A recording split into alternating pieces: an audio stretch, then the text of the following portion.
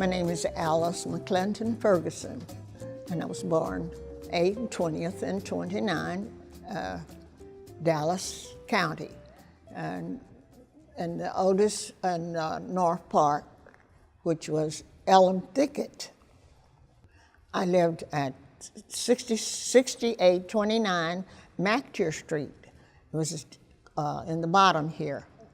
And in 1940, we moved to the Hill, which was 6730 Tyree Street. It was my original residence for all my life until my family's home place burned down in 1958. Well, we were still looking for a place to grow, and we did.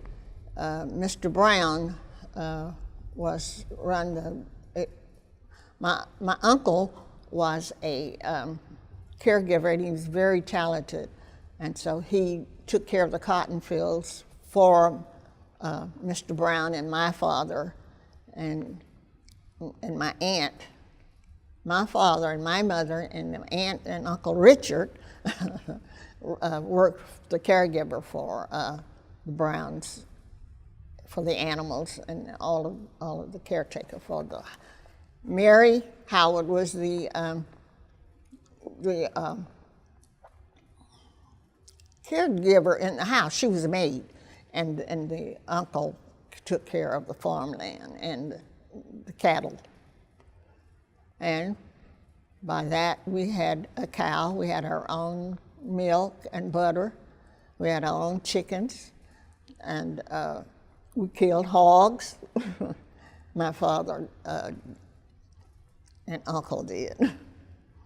And it was just great to learn what they were doing, and I liked to watch.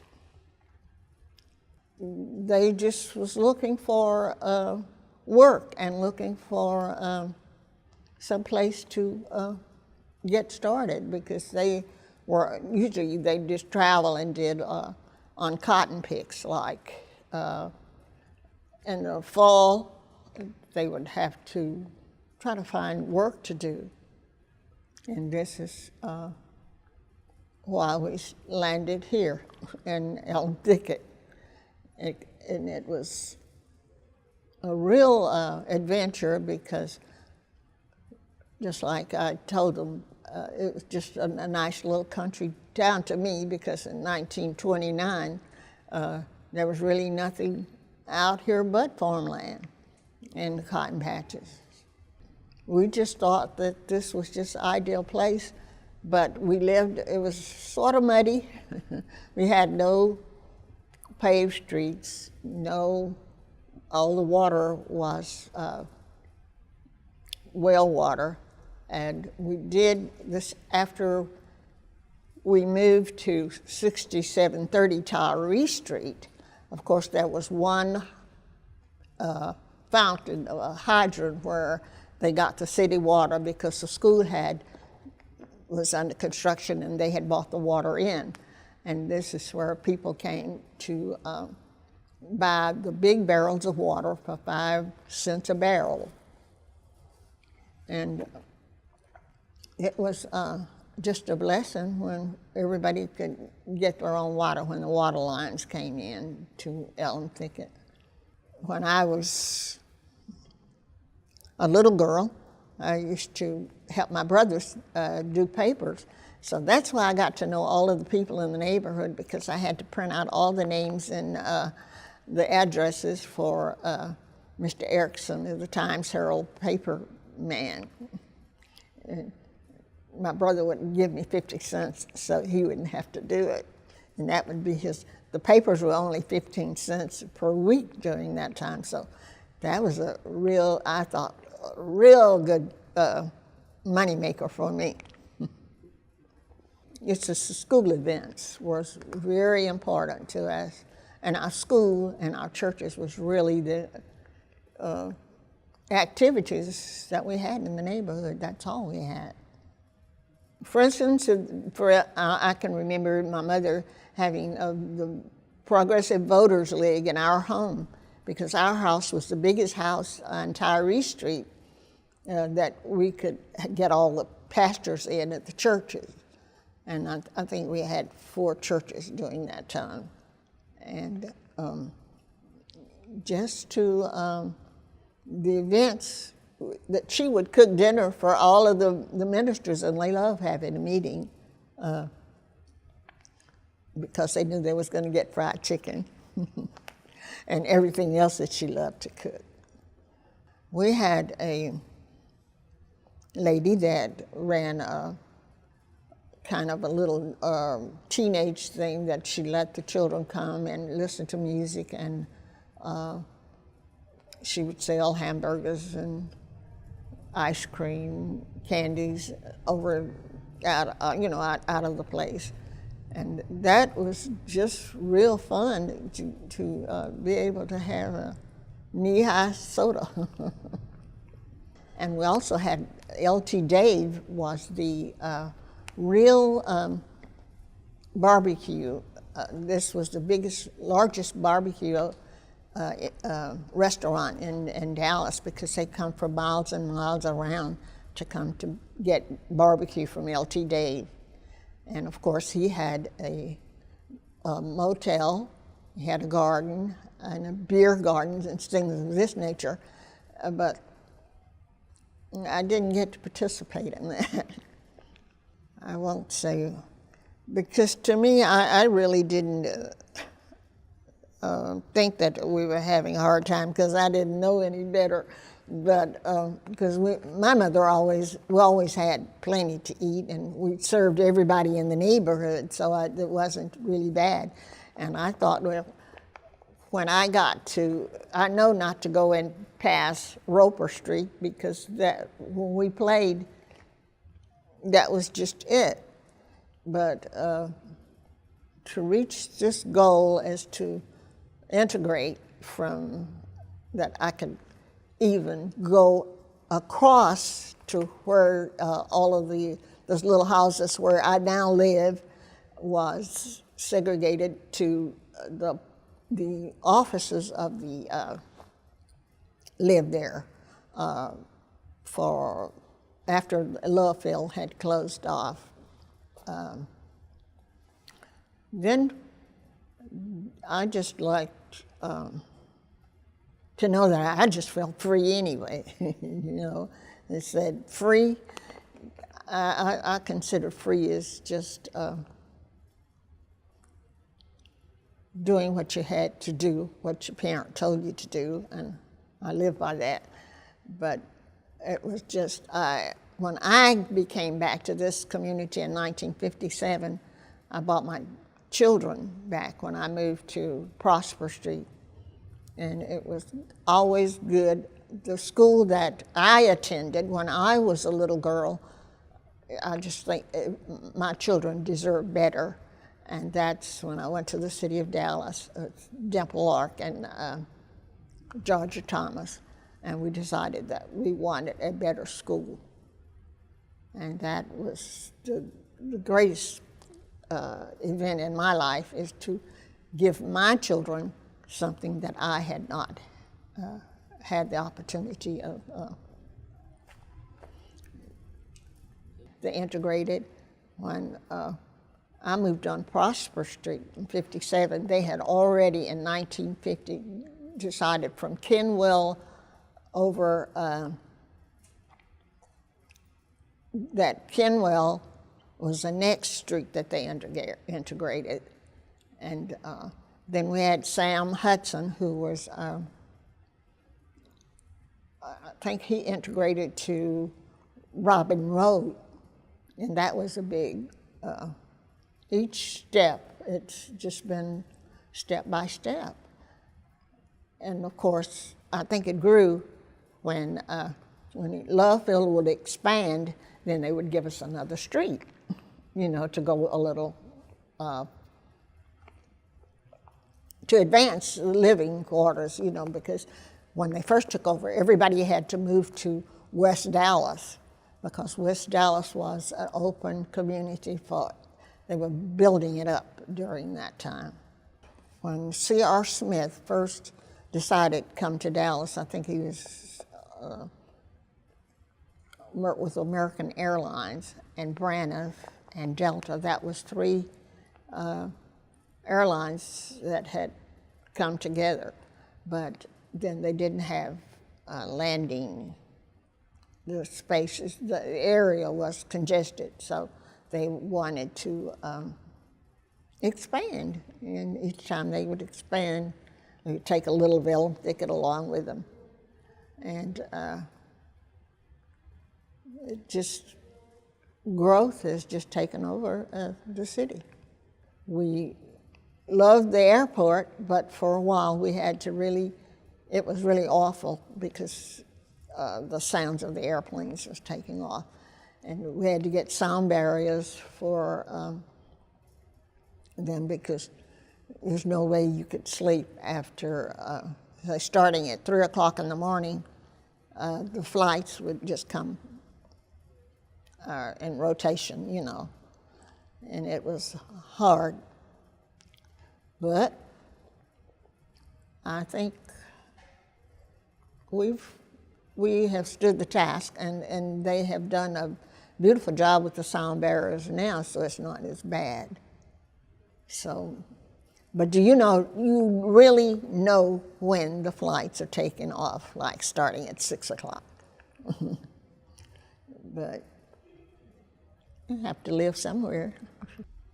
You move right along with the growth. I think expansion brings about growth, but I sure hated it when American Airlines left Loveville, because that's where my husband worked for C.R. Smith and American Airlines, and I was just beginning to get a ticket to fly to California, because all my brothers had moved to L.A., looking for better jobs and so forth, and they did.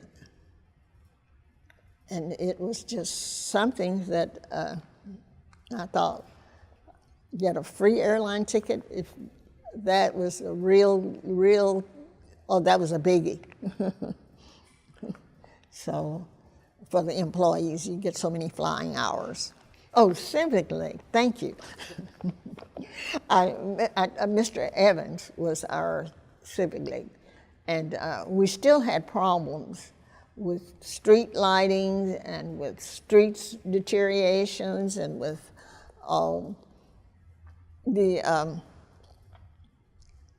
we didn't, they just kind of, after the expansion, it just kind of was going down, down, down, and we wanted to keep our neighborhood up. And so there was requirements. We had block captains for each street that worked with them, and when we had our meetings and what we was doing. Don Grossman and the other guy's name is a young man that was working for the city of Dallas. He came out and helped us.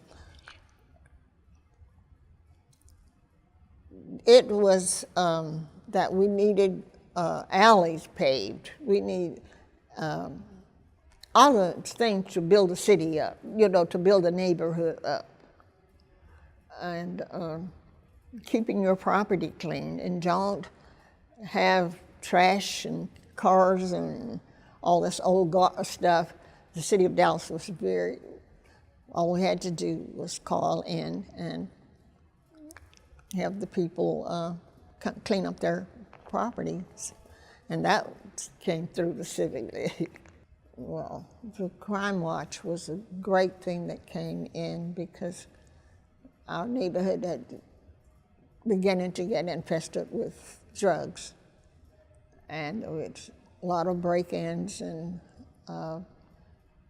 you'd have to make a report to who all had break-ins and get your police report, make sure that it was accounted for so that they could keep records of how many homes or what was happening in the neighborhood.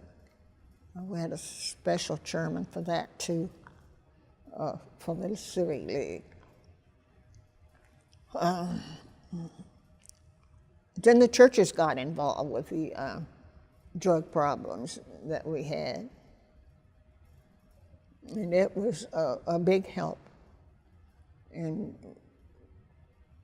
reporting a crime and knowing how to report it. Mr. Evans said, just report it. You don't have to give your name. You just tell it where it's happening. And that way that the police department could work with us on that. We've just been real proud we're really proud of this center, because the seniors had no place to go, and we had no recreation whatsoever. And then for the health things, I think in 1995, we had the diabetes awareness program was set up in the northern sector here in Dallas, from the city of Dallas and from Thicket. No, it wasn't Thicket then. It was North Park. Okay, we left Thicket. We're going to go to North Park now. And this was the center. And then we also had a northern sector for the diabetes awareness program, was for K.B. Polk and the Willie B. Johnson Recreation Center at Hamilton Park. My hopes, I wish that I could have been still functioning, where I could have had one of these big houses put over on at 6730 Tyree, so I could just grow with the growth. But at 88, you have to give up your goals. But I wish that we could still maintain our neighborhood, and we still have to grow. But when you come to the neighborhood where all the seniors are seniors, real seniors, you know, like from 80 up to 90, 92, 94, it's a problem, because we cannot grow. You see the little house sitting in the center, and there's a mansion on each side. Well, you know that there's a problem there, because there's somebody still there that's 90 years old. I really don't know what I wish for this neighborhood. I wish that we could all still be united and come together, because that's what we all got to do, is to be united with each other. But to see that happening, it's just a question mark in my mind of how we could even do it. I can't see it, because we're all so old, and the younger generations are coming in to take over, and quite naturally they're going to sell, because they just don't. We want to move up. And I thought, well, this is still your home. They know. No, my family is all suburban areas, you know. They're moving out. They got bigger, better houses. But if we'd waited a little while longer, we could have had a bigger house or something. But anyway, it's for their conveniences. As Josh would always say, we might not make six-figure wages, but if we maintain what we have and have morals and standards and keep our places looking good, then we've accomplished something for the neighborhood.